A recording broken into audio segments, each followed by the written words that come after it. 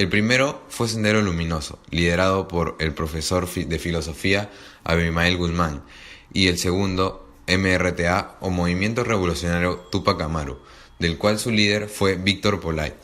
La ideología de estos movimientos estuvo basada en Marx, Lenin, pero sobre todo Mao. De Marx tomaron la concepción de la historia como una lucha entre polos opuestos.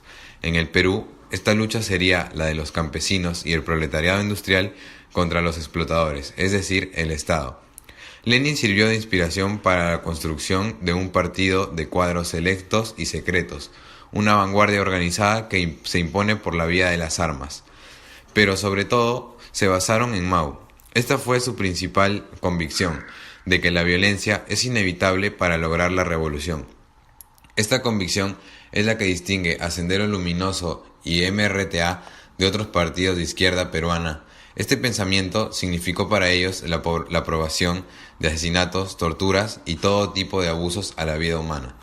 Se estima que la organización criminal asesinó a 11.021 personas y fue la responsable de 1.543 desapariciones, lo que da una cantidad de 12.564 víctimas de su accionar.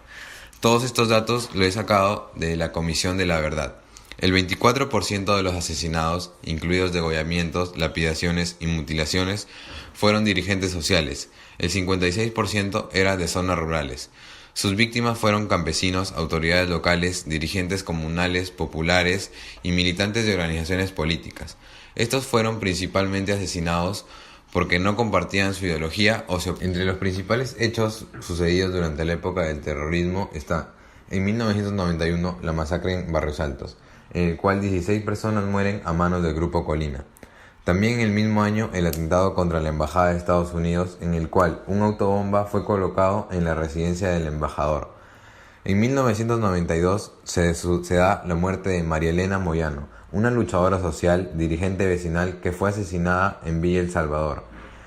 En 1992 se da también la recaptura de Polay, quien había escapado con 46 terroristas por un túnel del penal Castro Castro. En 1992 se dio el atentado más fuerte contra los peruanos, el atentado en Tarata, en Miraflores, que fue un 16 de julio y con un coche bomba que dejó 25 muertos y 155 heridos.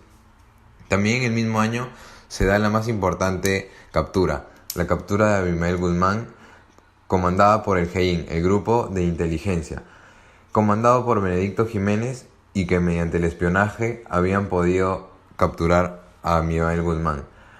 Esto significó el declive de Sendero Luminoso.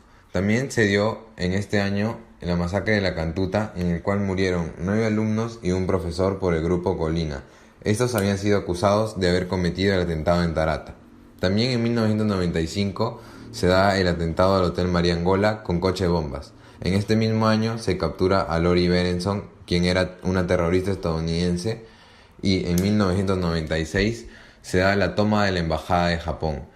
Esto significó que 14 miembros de la organización terrorista MRTA tomaran como rehenes a cientos de diplomáticos, oficiales de gobierno, militares de alto rango y empresarios que asistían a una celebración con ocasión del aniversario del nacimiento del emperador de Japón.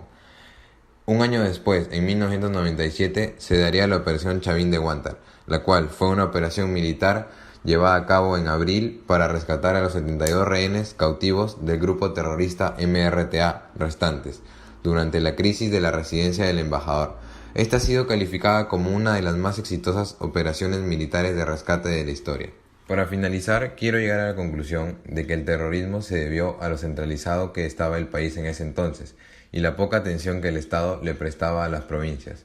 En la actualidad espero que esto no suceda y se dé importancia a todos los lugares del Perú y se lleve a cabo una descentralización que permita la mejora de todos los lugares del Perú y no solo de la capital, que es Lima, porque el Perú son todas sus provincias.